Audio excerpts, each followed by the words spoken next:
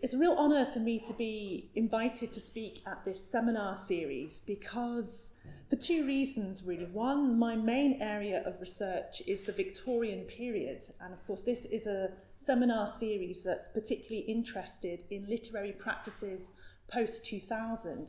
So it's an opportunity for me as a Victorianist scholar to think about how my work is speaking to contemporary audiences. And I'm also excited about the opportunity to speak to you about textual editing, editing as a literary practice, and a literary practice that is often overlooked. It is a practice that is interpretive, it's a practice that is creative, it's a practice that is emotional, and I will talk to you today about some of the problems I encountered as an editor. And when you encounter a problem as an editor, there is an emotional labour involved because you are in a sense performing a labour of love, and as an editor you are not free. You work within certain limits and certain bounds, and I'll be exploring some of those problems as well.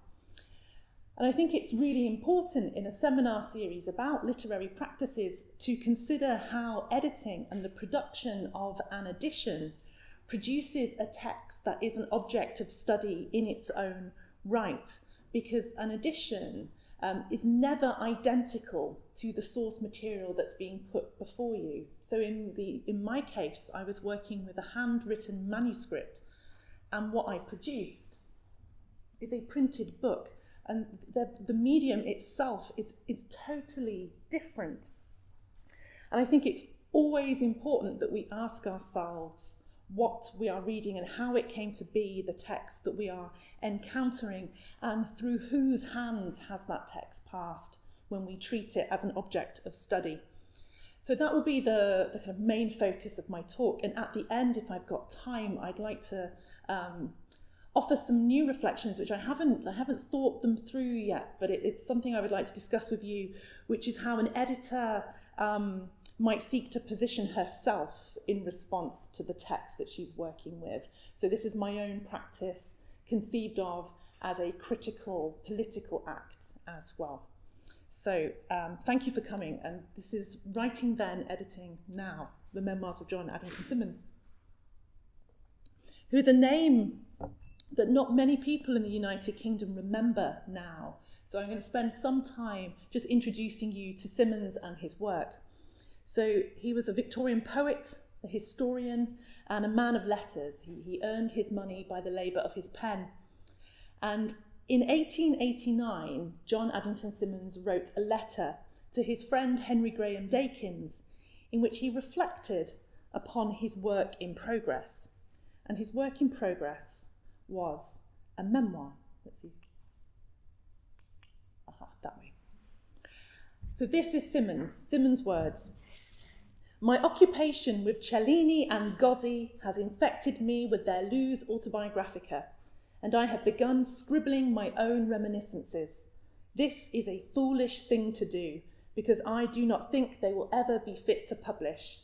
I have nothing to relate except the evolution of a character somewhat strangely constituted in its moral and aesthetic qualities.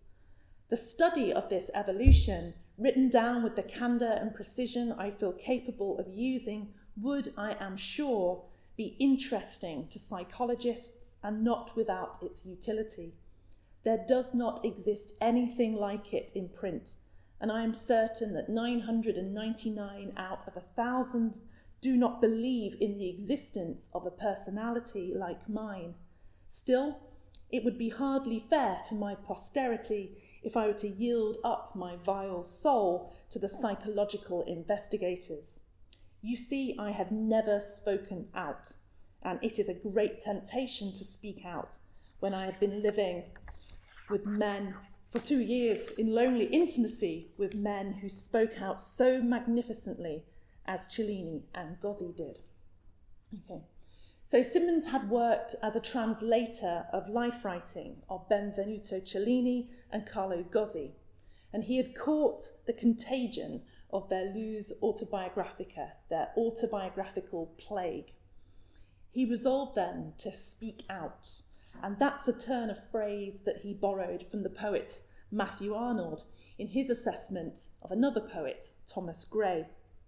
Symonds feared that he would become a Gray-like figure, at risk of being lost or misunderstood or forgotten amid the works that he left behind him. So Symonds commenced his most extraordinary writing project, his Memoirs, an account of his experience as a homosexual man living subject to the moral and legal constraints of 19th century society. In 1889, the moment when he's writing that letter and writing his memoirs, Symonds hadn't yet begun a course of reading, a course of research that would lead to his later works in the study of sexual science. He collaborated with Havelock Ellis on the first English language study of the sexual sciences, published after his death. That was a later course of reading. For him, he read Caspar Lehmann, Ulrichs, and Kraft Ebing. Later, he was convinced that his story was not so unique. And later, these science works provided him with a language through which he could articulate his desires and his sense of self. The language of sexual inversion is the language that this science reading provided him with. But he doesn't have that language when he comes to write the memoirs.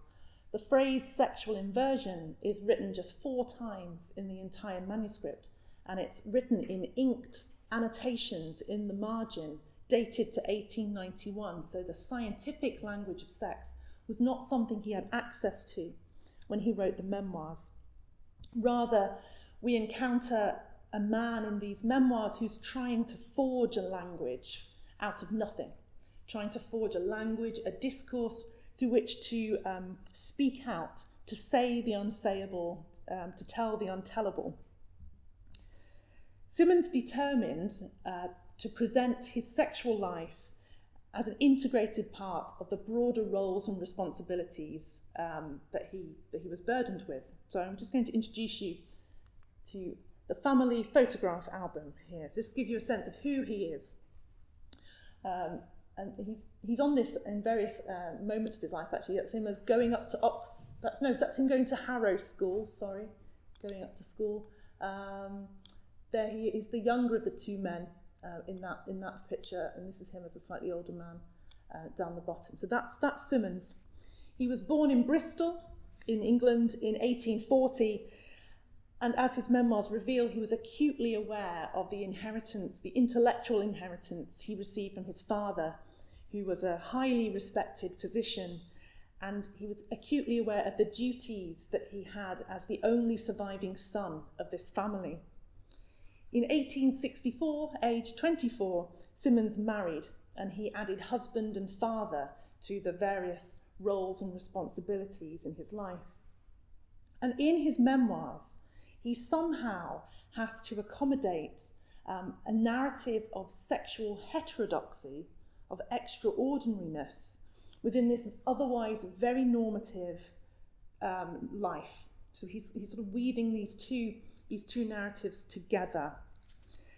And as a result, the memoirs offer quite a panoramic view of life for a middle-class Victorian man of mid-century, the social, cultural and intellectual milieu that prepared men like Symonds to take their place among the ruling elites of Victorian society. So it's a wonderful insight into life at public school, at university, the foreign tours that men of Symonds' class would go on, and the personal and the professional networks that he built throughout his life.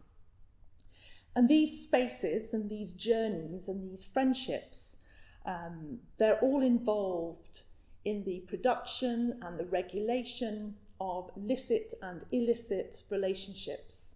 And so this is what he's interested in, and how these spaces, journeys, and networks forge particular gender and sexual identities. Also, one thing the memoirs do as well is they record Symonds' fight to build a socially legitimate conception of same-sex desire, drawn from his studies into ancient Greece, the Renaissance, and the poetry of Walt Whitman, who was a disciple of Whitman. He called himself a disciple of Whitman. So the memoirs document all this. They're an extraordinary thing. And they're made even more complicated still by the fact that his sexual identity is constantly being inflected by a discourse of illness. So he had tuberculosis, or he used the word phthisis. So he finds it difficult to separate the idea of his sexuality from a degenerative and degenerating body. So it's a fascinating text. And he said they could be useful. They're not without their utility. That was the phrase he used in that letter to Dakins. But if they could be useful, he reserved that usefulness for posterity after his death. In a preface that he appended to the memoirs in May 1889, after he'd been writing for a couple of months, he returns once again to Carlo Gozzi and models himself on Gozzi's practice. He says, Carlo Gozzi called his memoirs useless and published them, as he professes, from motives of humility. Mine are sure to be more useless than his, for I shall not publish them. So however valuable the record of his life, however precious the evidence he assembled, Symonds knew that immediate publication was impossible. Even if he had found a publisher who was willing to set the type, booksellers in England would have risked certain prosecution for obscene libel under the Obscene Publications Act. And perhaps more worrying still, the details recorded in Symonds' manuscript threatened more than just the social reputation of the people it named. In 1885, the Criminal Law Amendment Act in the United Kingdom criminalised sexual acts between men, and this piece of legislation is extraordinary. It's incredibly far-reaching and imprecise in its terminology. So it made criminal what it called acts of gross indecency, so very vague language, acts of gross indecency, in public or in private, between men of all ages. So consent was not an issue. Where the act took place was not an issue. Any act you could be imprisoned for up to 2 years. It's the most extraordinary, insidious piece of legislation that stayed in place in various forms until 1967. It's the law that Oscar Wilde was sent to prison under. It's that law. So, of course, Symonds' memoirs could not be published in the UK, in England. Symonds, however, was not in England. He was not in the United Kingdom at this stage. He was an expatriate writer. He had moved to Davos in Switzerland in the 1870s, and in the second half of his life, he spent half the year in Switzerland and half the year in Italy. He lived and he worked outside the reach of the United Kingdom's laws. In Switzerland, the influence of the French Code Napoleon could be felt in the tolerance of private acts. And in 1889, in Italy, the penal code decriminalised homosexuality between consenting adult men. So he was living in a very different cultural and legal context. But England was still home to Symonds' family, and it was still home to his friends and his reading public. He wrote for an Anglophone audience. So as such, he was sensitive, very sensitive, to the hurt that his memoirs might cause even after his death. Elsewhere in the preface, Symonds imagines 2 possible future audiences for these memoirs that wouldn't see the light of day in his lifetime. The first audience is scientific, the second audience is sympathetic. So psychologists might welcome the evidence contained in its pages, he thought. they might, and I quote his words, appreciate his effort to be sincere in the dictation of a document, producing something that might inform future study. He saw himself as a sort of piece of primary data for the scientists. But there is another readership. He hoped they would feel some thrill of pity, that's his phrase, feel some thrill of pity at the record of his life. In both cases, both audiences, the intention is to make a change. It's to challenge medical misunderstanding, legal injustice, and social prejudice through acts of self-revelation and self-analysis. And to that end, Symonds worked very hard indeed to ensure the survival of his memoirs manuscript after his death. He feared, not without justification, that it might be destroyed by surviving members of his family and his friends. And an awful lot of Symonds' private papers were destroyed in a bonfire, which was overseen by another man of letters called Edmund Gosse. So Symonds knew that so much of his personal writings, because of the legal situation in the United Kingdom, were very, very risky papers to have surviving him. So he knew that the memoirs were in danger. As a result, he makes a special provision for them in his will. Okay. He instructs his executor to preserve them, to save them from destruction, but he also instructs his executor to be very cautious with regard to publication. He still wishes to protect the reputation of his wife and surviving children. That these wishes were observed, that the material survives to this day, is absolutely extraordinary. I do not know of another text like this from an English context. It really is one of a kind. It's extraordinary. I can't believe it wasn't burned. Okay. I'm very, very pleased that it wasn't, because over the last 5 years of my life, I've worked on a new edition of that manuscript. I've been working with the original manuscript in the London Library, where it now resides. My edition, which is here, look how weighty it is the first, as Alina said, the first edition to reproduce all the surviving material in the manuscript. And it's the first edition that lets Symonds speak in his own words, that allows him to tell his story in its exhaustive detail and its digressions and its frustrating moments. The manuscript, Symonds entitled it The Memoirs of John Addington Symonds, written by himself. And the fact that he gives it such a sort of complicated title, I think, gives you a sense of just how verbose this man can be. He just why use two words when 10 will do? That's sort of Symonds' thing. But mine is not the first edition of this work. I stand before you as the third editor of Symonds' memoirs. A significant amount of material appeared in 1895 in a biography edited by Symonds' executor Horatio Brown. Just as a side note, so 1895 is the year Oscar Wilde goes to prison. But Horatio Brown's biography of John Addington Symonds, drawn mainly from the memoirs, comes out just before the Wilde trials begin. And I think if there had been any kind of delay, that Brown's edition of that material would have been very, very different. It is dutifully sanitised. You would not know, you don't get much of a clue about what is missing from the material, what's been left out. But there are moments of surprising frankness that slip through in that Brown biography. You do get a letter, just as an example, where Symonds talks about the homoerotic content in Shakespeare's sonnets. I think if that had been published later in 1895, that letter would not be there. I think it would have been more censored if it had been published after the Wilde trials. But 1895, a big block of material from the memoirs comes out. It's safe, it's sanitised, it's censored.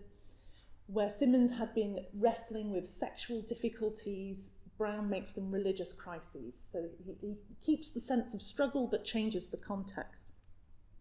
In 1984, the Canadian scholar Phyllis Grosskirk prepared an abridged edition of the memoirs. She took out 2/3 of the original text. I got that wrong. She leaves in 2/3, takes out 1/3 of the original text. So about 55,000 words is missing from Phyllis Groskurth's 1984 edition. Unlike Horatio Brown, hers just focuses, more or less, upon the sex. So there's no sex in number 1, it's all sex in number 2. Okay. And I tease my students, who I make them read my edition, that I put all the boring material back in to, to Symonds' memoirs. So mine is the first one to reproduce everything. But since Symonds' death, as you can see, the very fact that it's now in the London Library, that it's been through Horatio Brown's hands, the manuscript has become subject to various sort of restrictions and regulations that have been imposed upon it over the years. Symonds' attempt to speak out, that original manuscript, is now bound up with the actions of relatives and executors, biographers and editors, libraries and publishers. And this evening, what I'd like to do is to gesture at that fascinating afterlife, how this manuscript has become bound up with various restrictions placed upon it. And it provides an opportunity for me then to reflect upon my position as number 3, coming third after 2 other people have worked in this, I'm following their path. I'd also like to talk to you about the manuscript as a material object with various idiosyncrasies that as an editor you have to wrestle with those strange eccentricities in the material to turn it into a uniform product. So that's what I would like to talk to you about. So to begin with, I will talk a bit about the composition of the manuscript, so you have a better sense of what it was I was working with. And to do that, I'd like to go back to that letter that I opened with, the letter to Henry Graham Dakins. In that letter, Symonds presents his memoirs as a scientific sexual case study. And when you look at the manuscript, to begin with, you think, okay, that's what he's done. He's written a linear chronological account that goes from his earliest memories in Bristol to his adult life in Davos and Venice. And as the narrative progresses, you learn of early sexual fantasies, you learn of the sexual culture at Harrow, the sexual culture at Oxford, which involves an atmosphere of kind of sexual blackmail and bullying. And then we learn about his attempts to suppress and sublimate his desire to become a husband and a father. And then we reach the end of the case study, where Symonds has reached a sort of compromise, where he's married with children, but he's also got settled relationships with Italian and Swiss men from a lower social class. So you do get a sense of this as a case study. But they're more than just a narrowly focused account. And as Symonds worked upon the manuscript, it's very clear that his conception of the project changes and expands.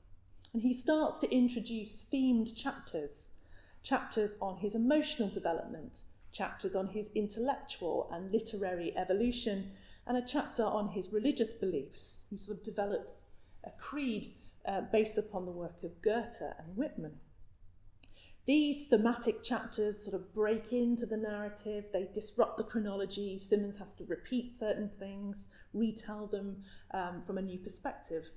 So it becomes a big, unwieldy, messy text. And quite late in the memoirs, Symonds reflects upon his practice, and he comes up with a sort of manifesto of what it is he's doing and how he's going about it. And this happens in chapter 16, and there are 18 chapters, so it does come quite late. So here is Symonds reflecting on the writing of autobiography. The they in this quotation is autobiographers as a sort of category, as a class. So they are so absorbed in themselves that when they have begun to write, they dwell with even too much emphasis upon their marked peculiarities.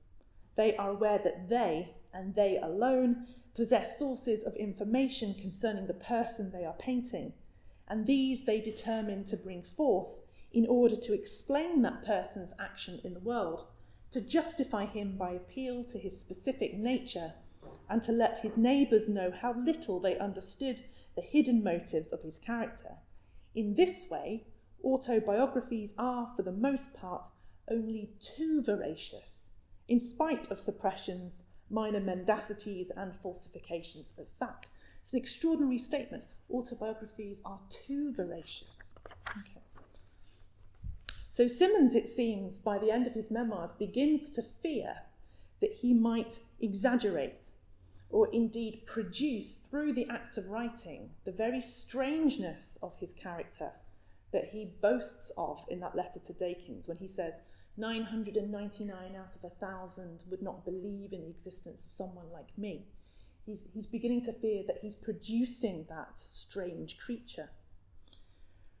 He had determined to tell the truth about his sexual nature, but in turn, we get an anxiety here that in focusing upon his sexual development, that he is threatening the broader autobiographical enterprise, that he's focusing upon marked peculiarities and thus risks the artistic error of depicting a psychological monster.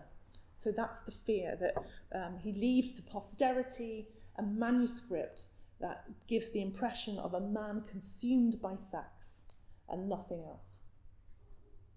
So this is a problem. Focusing on marked peculiarities is a problem. To solve that problem, he comes up with methodological principles in the compilation of his manuscript. So here he is again. This is from the same chapter, the same manifesto moment. He insists upon the importance of quotidian, everyday things. These are absent, Symonds argues, from the pages of any too veracious autobiography. And these are his words: the want of atmosphere, the neglect of qualifying considerations, the absorption in certain engrossing aspects of self to the exclusion of the common stuff of humanity, end quote. But he doubts his ability to supply that lack through his own retrospective narrative. He says, I cannot chronicle the little daily doings or stipple in the myriad touches of fact and behaviour which, in their combination with deeper psychical preoccupations, constitute a living man. So there's a worry that he can't tell the everyday, the mundane, the banal. Symonds has to come up with a solution then to this methodological problem. And this is it. The report has to be supplemented indeed in order that a perfect portrait may be painted of the man. So in other words, autobiographers unable to escape the tyranny of marked peculiarities must turn to the writings of others, to supplementary texts. And this moment in the memoirs helps to explain many things, actually. It helps to explain why the memoirs manuscript is itself so big. Because he's not just telling his retrospective, too voracious autobiographical account, he's supplementing it with all these other texts, these other perspectives. So here's just a sample of some of the many supplements that make it into the manuscript. In chapter 3, Symonds includes a letter written by a woman called Sophie Girard, who was his sister's governess. And he uses that letter to what he calls correct the impression of his early childhood, to modify and moderate the somewhat disagreeable picture that he had painted. And this woman, Sophie Girard, she provides this sort of idyllic, perfect account of Symonds as this wonderful boy, this, the perfect child. He has a perfect temper. He is joyous and bright. These are Sophie Girard's words. But in that letter, in a postscript to that letter, P.S., she sends some thank yous. She sends, these are her words, warmest thanks with compound interest for the yearly contribution to my income. So Symonds requests a letter from his sister's governess, asking her to tell him what he was like as a child. He then puts it into his memoirs, but her account, which is very, very positive, she's still receiving money from him. So she is literally indebted to him. So there's this interesting use of a supplementary text, but that text is not itself free from a power relationship between the governess and the family of her former employers. The letter by Sophie Gerard, the original letter is in the manuscript. It's not copied out. Sophie Gerard's letter is pasted in with glue.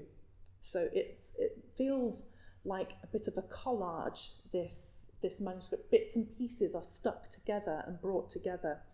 And her handwriting joins a collection of other handwritings that comprise the memoirs. Perhaps the most extraordinary moment is when Symonds' wife, Catherine, is given a voice. 9,000 words are taken quite literally from his wife's diary. The pages have been removed from his wife's diary and placed into his own manuscript. He claims that he destroyed his own diary from the time of their courtship and early married life. So he has to turn to his wife's diary to fill the gap. But it goes beyond this, I think. It goes beyond the plugging of a gap in the evidence. Because Symonds describes the diary that he destroyed as, I quote, self-conscious, self-analytical, and self-descriptive. Those are his words. Self-conscious, self-analytical, self-descriptive. If they had been, which I'm sure they were, they would have just been too voracious, like autobiography. It would have been the same problem for Symonds. They would have focused upon marked peculiarities, to use his words again. So more than just plugging a gap in the evidence, Catherine's words offer a new perspective, become a supplement. And this is what he says about Catherine's words. And that's a photograph of the manuscript there. And so that's the opening page of the first of two diary instalments from Catherine Symonds, from his wife.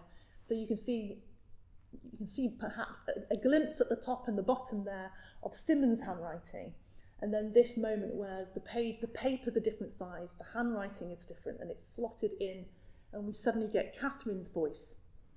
And to the right there, this is what Symonds says about the shift to Catherine. For once in these pages, I shall drop the hateful I and me, and let the reader see me not as I saw or see myself, but as a far superior, happier and diviner being, a pure, beautiful and steadfast woman saw me when she deigned to love me. So we get a different voice, a different perspective, a different Symonds. The Symonds that emerges in Catherine's diary is a young and attractive suitor called Johnny. She calls him Johnny. But if one begins to suspect that Symonds only includes supplementary texts where he comes across very well, that are very flattering to him, this begins to change as the diary continues. So this page is the first page of the diary, and she's recording the days ahead of their engagement. There's a second diary instalment after this one, which was written a year after they were married. This second diary entry continues to praise Symonds. It's still very positive. She says, Johnny is so good and patient to me always. That's her words. But this second diary entry is one of the saddest things I've ever read. She is completely disillusioned with marriage and motherhood. And perhaps now we might think about whether she was suffering from something like postnatal depression in the way she describes what happened to her during her pregnancy and afterwards. But in this diary entry, she reflects upon their shared unhappiness just 14 months after their wedding. And just to give you a sample of that, this is what she says. Married life is not all romance and glitter. There is much in it that must be painful and wearying. So Symonds does put material in that sort of is not just him coming out as a superhero or something like that. It's a very, very sad moment. So Sophie Gerard and Catherine Symonds get to speak. There they are. And they produce alternative versions of John Addington Symonds that supplement his portrait, his report. And these supplements, written by others, sit alongside a whole mass of material that he takes from his own diaries, his own letters, and his own poems, written at all stages in his life. And these supplements, they also produce different versions of him. They produce the version of him as he was as a teenager, the version of him as he was in his 20s, the version of him as he was, etc. And these documents are by no means free from that focus on peculiarity that he was worried about. But Symonds particularly valued these letters, diaries, and poems as primary evidence, as source material, and he transcribes long passages from the material. It's at this point where Symonds can seem to be digressing. So he'll transcribe, just as one example, 12,000 words from his letters home while he was on a trip around Normandy, which doesn't relate anything to do with his sexual development or anything like that. So it can seem very digressive, although that account of that journey is quite funny. There's lots of humorous escapades along the way. But Symonds will always justify his choice to include a supplement.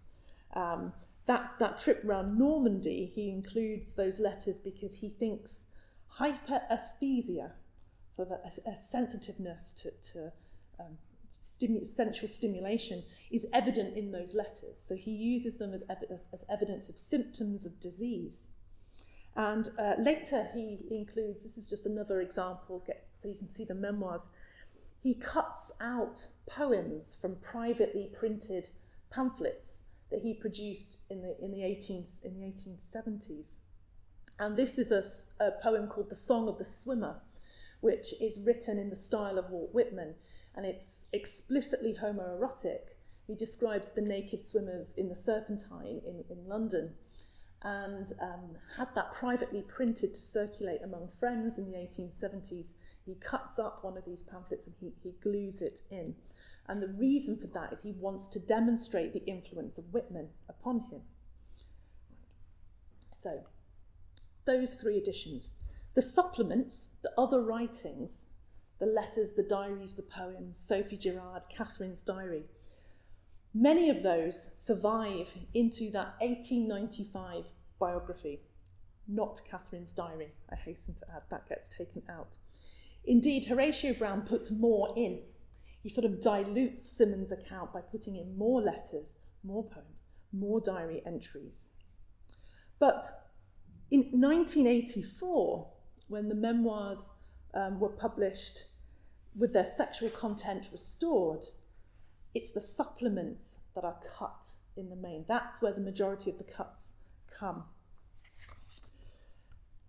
Groskurth made public Symonds' narrative of sexual development, but her editorial practice overlooked his high regard for quotidian things, for the everyday, for the common stuff of humanity, as Symonds called it. And for the scholar Sarah Haidt, who's written about Groskurth's edition, she says that the memoirs' hidden existence after 1984 was the supplements. The supplements were the hidden existence, the innermost secrets of that manuscript. Groskurth didn't reproduce Gerard's letter, that's gone. The governess's letter is gone. And she includes just 1,600 words from Catherine's diary. So a significant amount of material is gone from Catherine as well. And her cuts in 1984 total some 55,000 words, and almost all of those cuts come from the letters, the diaries, and the retrospective narrative. This completely alters Symonds' account, and for Sarah Haidt, she argues that this creates the impression that Symonds conceived of his sexual identity as being separate from his life as a kind of father, husband, writer. That he was. It returns Symonds' memoirs back to that conception of the narrow case study. That's what Sarah Haidt argues. So my edition, number 3, restores the supplements. It puts all those bits and pieces that are cut up and glued back in. And some of those supplements have been made public in my book for the very first time. So all of Catherine's words are there, for example. And the Song of the Swimmer, That was its very first publication in the edition. But despite saying how wonderfully complete this book is, it's not finished. It's not entire. It's not without gaps. For the rest of this talk, I'd like to consider the holes in my own edition and why this is important to acknowledge as an editor. So, Symonds' final reference to his memoirs, in his surviving correspondence anyway, occurs in a letter to his daughter from 1892. And he says the following: "Before I go hence and see the lovely earth no longer, I want to do so much still. I want to write my history of Graubünden, to publish my work on sexual aberrations, and to get my autobiography finished." He did not live to complete any of those works, very sadly. He set the history of Graubünden to one side in March 1892 because Walt Whitman died, and he wanted to write a book on Whitman. Sexual Inversion, his collaboration with Havelock Ellis, remained unpublished at his death, and Havelock Ellis would see that work through the press in the following years. But the memoirs remain perpetually unfinished. That's what I would argue, they're perpetually unfinished. The manuscript was in progress by March 1889, and the preface is written in May 1889. So that's the main period of composition. And there are later additions and marginal notes, and they have the date 1891 on them. So we know he was writing between 1889 and 1891. But nonetheless, the manuscript is incomplete. Okay.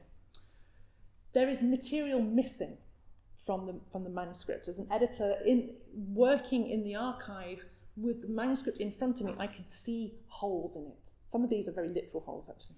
There are gaps in the manuscript. These are just a sample. In chapter 12, there's a marginal note where Symonds is reminding himself to include a passage on imaginative sin from a privately printed miscellany. And there's a gap on the page, but he never goes back and fills that gap in. The passage isn't there. He talks in the main text about a letter in French which he wrote after what he calls a passage of intoxicating self-abandonment. And I'm sorry to say that letter is not there. There's just a gap on the page. It's possible that Symonds intended to go back and fill these gaps, but just forgot to. So we could put this down to forgetfulness, the gaps there. But not all the gaps can be put down to forgetfulness. In chapter 1, Symonds refers back to an earlier chapter, but that's chapter 1 in the manuscript. He refers back to the early chapter on our family origin, but there is no genealogy in the manuscript. And in chapter 12, there's a note in the margin that says, I've used this material in my chapter on sexual aberration, but that isn't a title of any of the chapters in the manuscript, and there is no duplication of material. So what was he referring to? Between pages 425 and 426, there's definitely something missing because the end of one page doesn't match what's happening at the top of the next. But the page numbers continue, but there's material missing. And then later on, there are 6 pages missing from the number sequence. It goes 550 to 555. So it goes 549 to 555. And they're gone.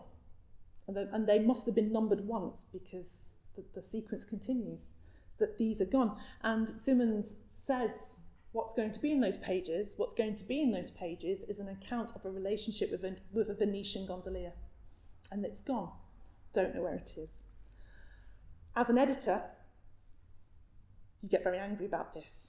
You think, well, where is that material? What have they done to my Symonds work? You feel very passionately that you're fighting on the behalf of your subject. And instantly you begin to suspect foul play. It's been destroyed, it's been hidden, it's been stolen. But there is some material, there's some evidence that Symonds took stuff out of his memoirs as well as put stuff in. So the genealogy, the missing chapter, in chapter 1 it refers back to an earlier chapter on the family origin. That genealogy survives. It survives as an essay that was published in privately in 1894. And in that 1894 essay, it's published by Symonds' cousin in honour of Symonds, and he says the manuscript of this essay was given to me by the author before his death. So Symonds took it out of his memoirs and passed it to a cousin. So, okay, we can explain the missing genealogy. So it's probably better to think through the process of revising and expanding the memoirs as also a process of subtraction and omission as well. He's doing and undoing his memoirs. And this goes some way to explaining the slightly odd numbering of the chapters in the memoirs. So on your handout, you've got a grid that just takes you through the chapter numbering. And as you can see, the numbers, it's very odd changes made to numbers. And it's very clear that there were, at one point, there was at least 19 chapters, and now there are 18. And that some chapters were conceived of as two parts of a single chapter that got separated. So the whole thing is in flux. The manuscript is a mutable text that he clearly can pull apart and change. The manuscript is also not a closed text. It's not sealed off from the rest of Symonds' life and work. Symonds constantly pauses and tells you as his reader to put down the memoirs and to pick up his book of poetry, or to pick up his essay on this subject or that subject. He's constantly referring outwards to his other works. He wants you to kind of reread his published writings with the special knowledge that you now have of his private life, so that you will read them anew for the very first time. So here's an example of that. This is just another page of the original manuscript. And in the second half of that page at the bottom, you might be able to make out a long list of Roman numerals. What that is a list of poems, of sonnets, from his published sonnet collections. But he's giving you a new order. So he's putting the numbers in the order that he wants you now to read them. Because he says if you read them in this order, then you'll get the real story. Then you'll be able to suddenly see what my poems are really about. Okay, so he sends the reader outwards to his other texts to reread them and to sort of get new autobiographical narratives outside the bounds of the memoirs. He also requests that certain poems be reproduced as an appendix, as appendices to his memoirs. He makes this request twice. He asks that a poem called John Morden should be used to accompany chapter 12, and he asks that a poem called Dead Love accompany chapter 6. Neither of those poems are in my edition. So this is me thinking through the gaps. Why aren't these poems there? Neither of those poems is in my edition. And their absence, I think, needs some scrutiny. So here's the first of those requests, John Morden. John Morden is a cycle of poems that Symonds began writing in the 1860s, and he sought to illustrate this is his words, illustrate the love of man for man in all periods of civilization. It's a very sort of grand ambition, an epic poetic cycle. He wrote most of the poems between the late 60s and mid 70s, and he wrote them most intensively while he was in a relationship with a sixth former called Norman. Perhaps unsurprisingly, Symonds' friends got very nervous about what he was doing, and they advised him to stop. So he locked these poems in a box. He records giving the key to the box to his wife, and then later he records throwing the key into the River Avon, which is the main river through Bristol. So the poems were broken up, dispersed, and destroyed. And some of them survive, but most of them do not. John Morden, the title poem, is one of the lost. So Symonds requests that it be published as an appendix, but I can't do it because it does not survive unless it will be rediscovered, somewhere along the line in an archive somewhere. So that's a frustration, but it's something that you will inevitably encounter. The same can't be said of the other request. So Dead Love. He asks that Dead Love accompany chapter 6, and this is another privately printed poem from the late 1870s, 3 copies of this poem survive. There's an abundance of choice for the editor. There's a copy in New York, there's a copy in Oxford, and there's a copy in Bristol. And I went to Bristol. I got on a train, I travelled to Bristol, I went to the reading room at the library on the university campus and requested Dead Love. I was so excited because I was as the editor doing what Symonds wanted me to do. So this is the emotional labour that I'm telling you about. I felt like I was working for Symonds. This is what he wanted. I opened it up and I found this. This is Symonds' handwriting. I know Symonds, I could recognise it anywhere. Okay, that's Symonds' handwriting. And these are his words. This book is, in a deep sense of the term, a posthumous publication. In spite of its imitative immaturity, the feelings that produced it were spontaneous and genuine, and the editor has reason to believe that they will find an echo in not a few young minds. So I sat there looking at this pamphlet and reading those words, and a chill goes down my spine. It was the most uncanny moment, because this is Symonds writing, these are Symonds' hands and that's Symonds' words, but he's not writing or speaking as himself. He's writing as me. He's writing as his editor. The editor has reason to believe. I was like, oh, that's me. So this is Symonds feeding me lines. These are the words he wants me to say. Okay. There's no date to that annotation, so I can't be sure, but I suspect that he wrote that onto that pamphlet at the same time as he writes the request in his memoirs that the 2 texts should come together. So you can see that as a sort of footnote that an editor might write to a posthumous publication of this poem, which their accompanying the memoirs would be. So I saw that, and I was just determined that this was going to make it into the memoirs. I had to do this. This is what Symonds wanted, and he's even written my lines for me. Okay. So this moment in the memoirs where Symonds requests Dead Love accompany his work, Sarah Haidt, the critic who's written on the Grosskirch edition, she uses this particular moment as an example of just how difficult editing Symonds' text will be for anyone. As a result of that, I think it's best that you get to see the manuscript context that it arises in. So on the back of your handout, you have a transcription and my attempt to recreate what it looks like. So that's the moment in the memoirs where he makes the request. The request comes in the top paragraph. 2 paragraphs below it are marked for deletion. There's a kind of bracket in the margin, and he writes omit, and it's Symonds' handwriting. He says omit these 2 passages. The problem with that is that the 2 passages that he marks for deletion, according to Sarah Haidt, these are her words, are one of Symonds' most powerful, poignant and succinct acknowledgements of the complicated relationship between his desires and his life's atmosphere. Okay. That means, and she's absolutely right, those are 2 of the most astonishing paragraphs in the entire memoirs. And he said, omit.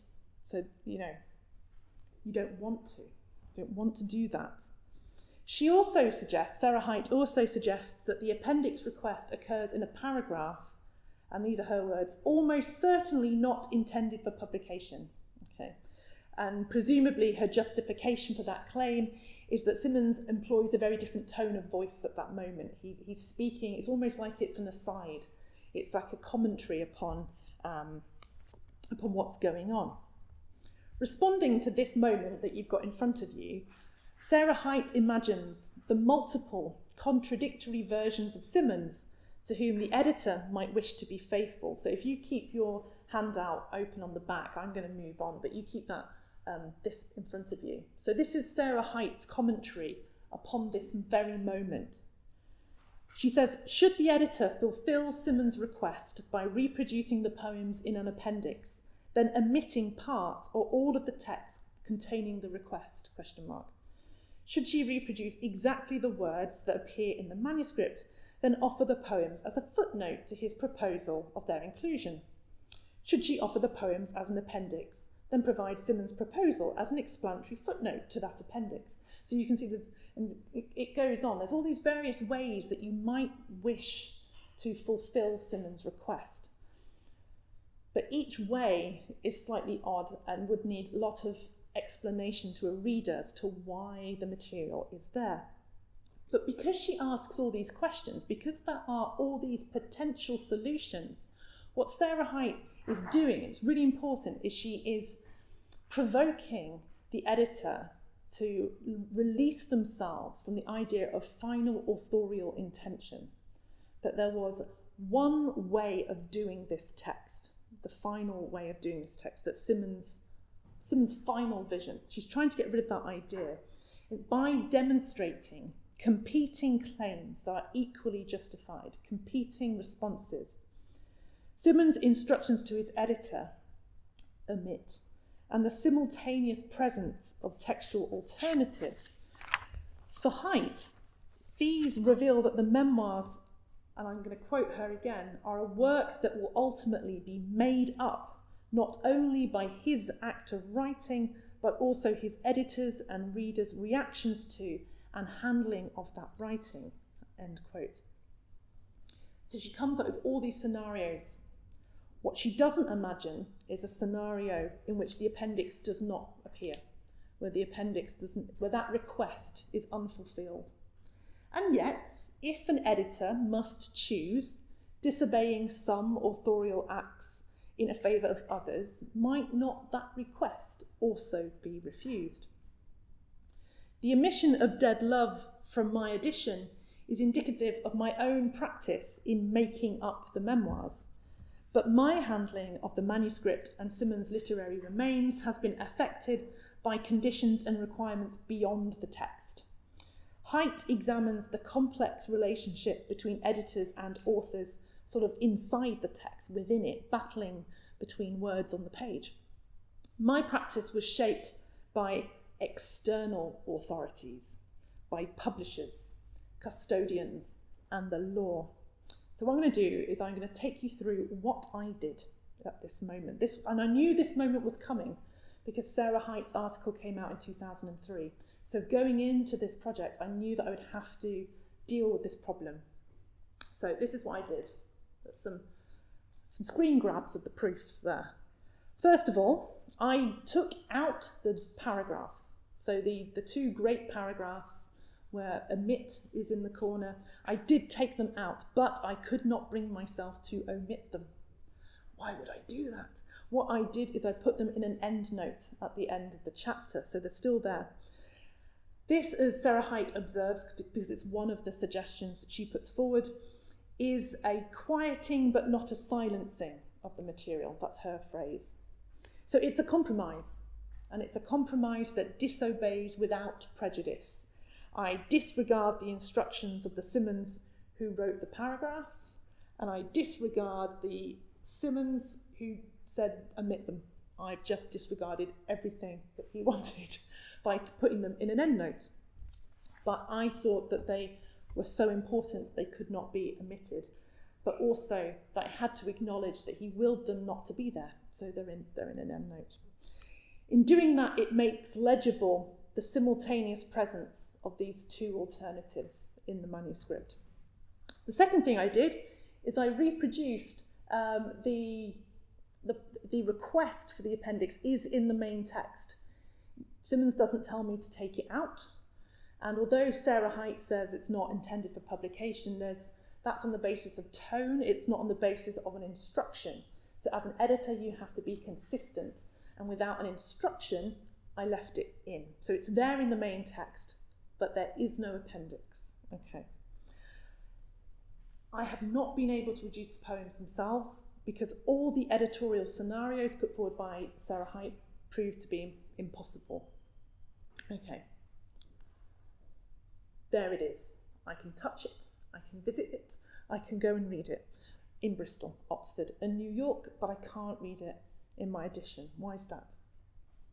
Privately printed, small-run publications do not constitute publication under UK law. So as far as the United Kingdom is concerned, they are private, unpublished works, despite the fact that we can see them set in type and printed their unpublished works.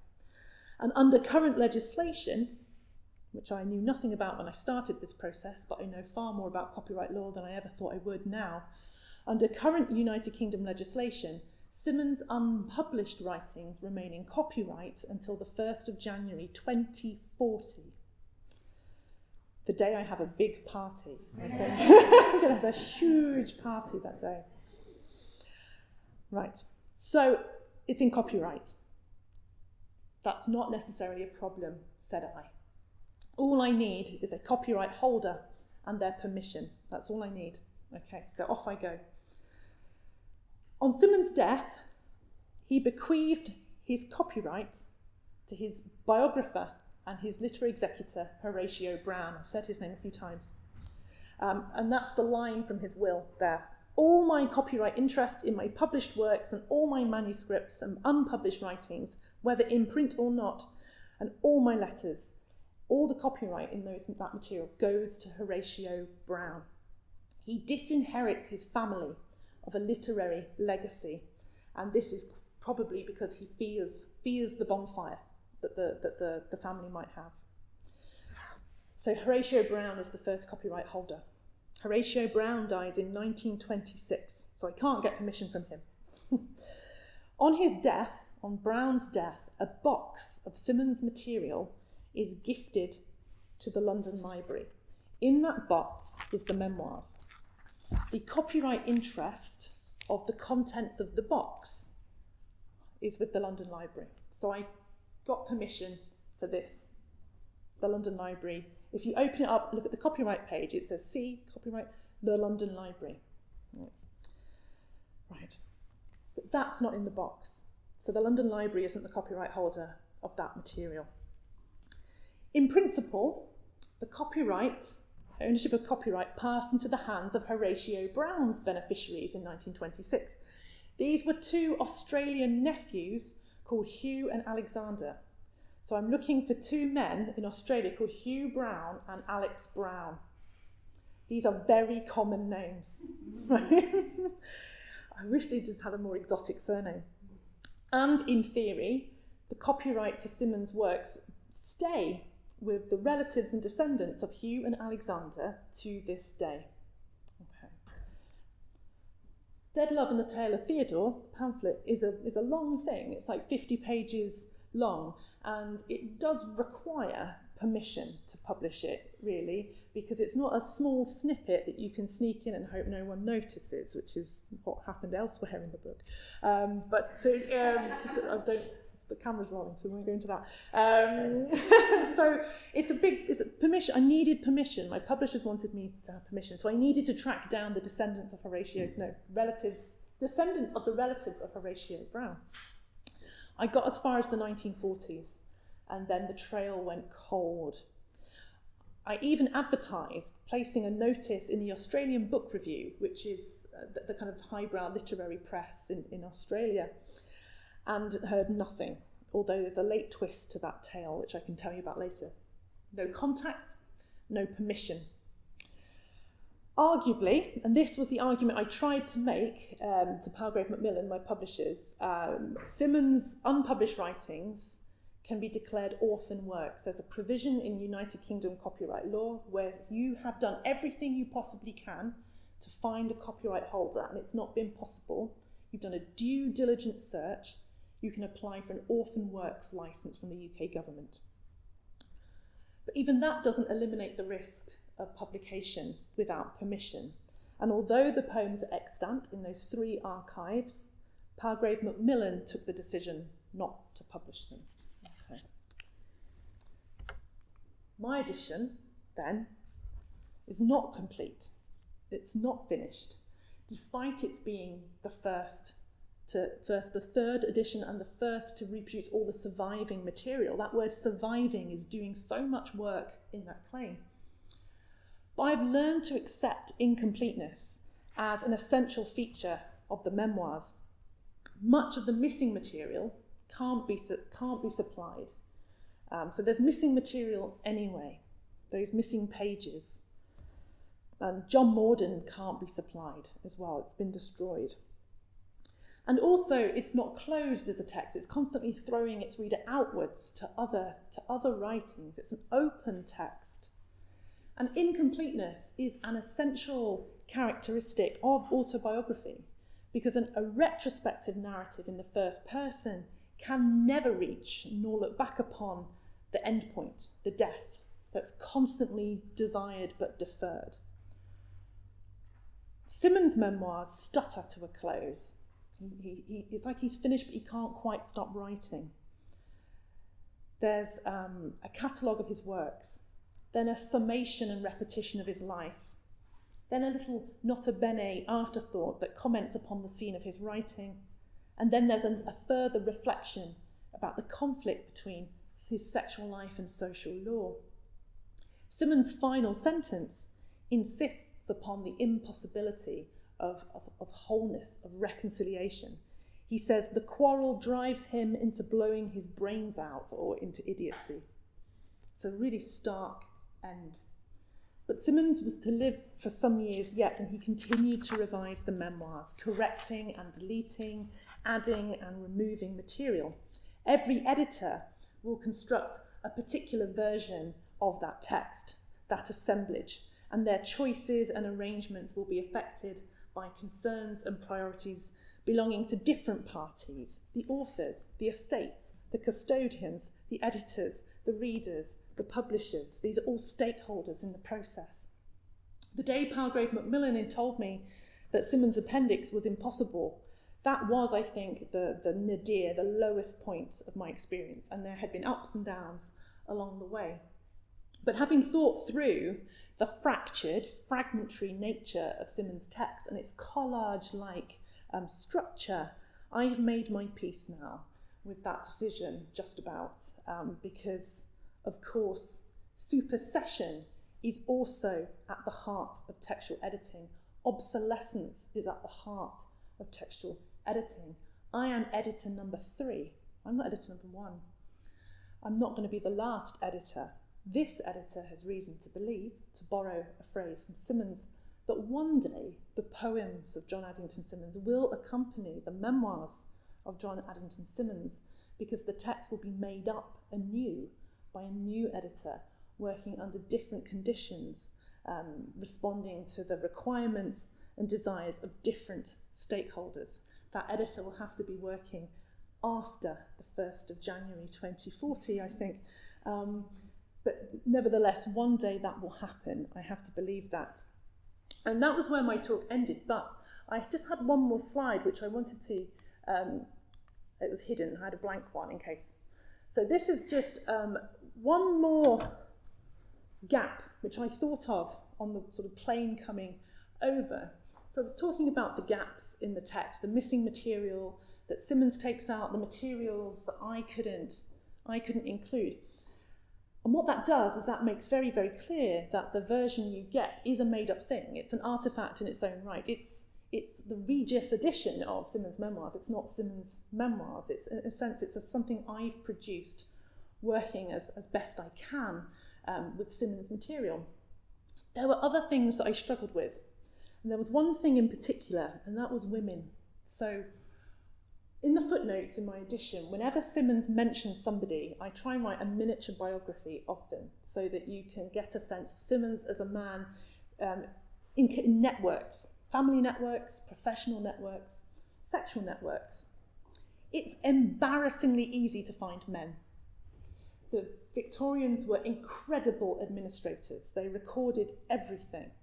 And one of the most useful sources of information for my edition are the published registers of public schools and universities. I can find a man, I can find which school he went to, I know which university he went to, I know what he studied, what year he matriculated, what year he graduated, which parish he became vicar of. They all become vicars. I can find them, I can trace them. I can't do that with the women. Where they were recorded, they were always recorded as the wife of X, the daughter of Y. It was so very rare for me to discover a woman who was being recorded in a census, in a register, in her own right. This enraged me. It enraged me. So I just as one example, Symonds records a dinner party where he has 3 friends over for dinner, and one of these friends, he just gives a surname. He goes, I had Bean over for dinner. But I had enough information. I knew that Bean went to Clifton College and that Bean was at Clifton College in the late 1860s. So I had Bean, Clifton College, late 1860s. That's all I had. Found him. Easy. It was so easy to find him. But there are women that haunt my text. There are women I could not find. There are 5 or 6 that I could find nothing about at all, and they were tended to be a lower social class. Middle class and upper class women I could find, but I found them as wives and daughters.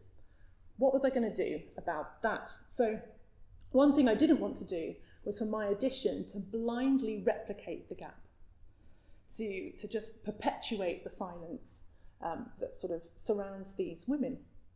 But also there wasn't much I could discover.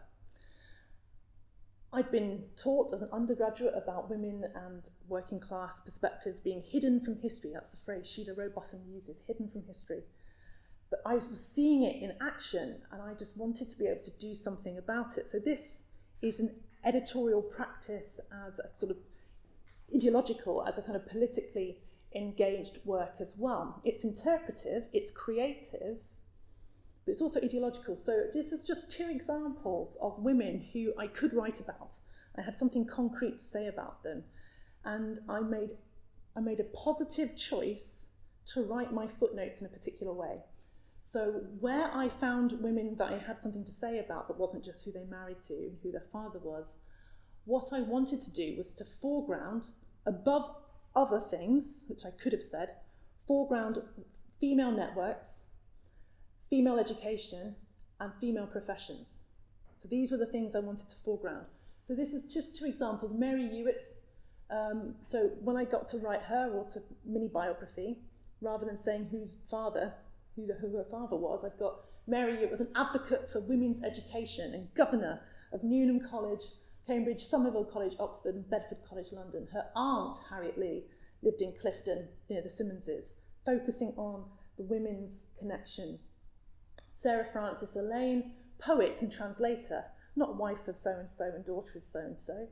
In her family memoir, Out of the Past, Madge, another woman's text, identifies Elaine alongside Mary Clifford, Susanna and Catherine Winkworth as early feminist campaigners. Elaine translated and published material from Edward Zeller's Philosophie der Griechen throughout the 1870s and 1880s, and this work was completed after her death by Evelyn Abbott.